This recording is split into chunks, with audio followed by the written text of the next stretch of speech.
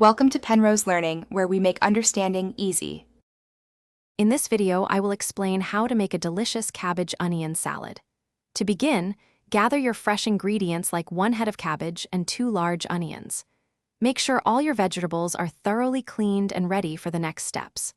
Also, have your dressing components, such as oil, vinegar, and seasonings, measured and prepared for easy assembly. Now, let's get to the preparation. First, finely shred your cabbage. Aim for thin, consistent pieces for the best texture. Next, thinly slice your onions. You can separate them into rings if you prefer. Once both are prepared, gently combine the shredded cabbage and sliced onions in a large mixing bowl, ensuring they are well distributed. The dressing is key to a great cabbage onion salad. In a separate bowl, whisk together your preferred oil, such as 1 cup of salad oil, with 1 cup of vinegar, 1 teaspoon of salt, and 1 teaspoon of celery seed. Taste and adjust the seasonings to your liking. Once perfected, pour this dressing evenly over the mixed cabbage and onions in the large bowl.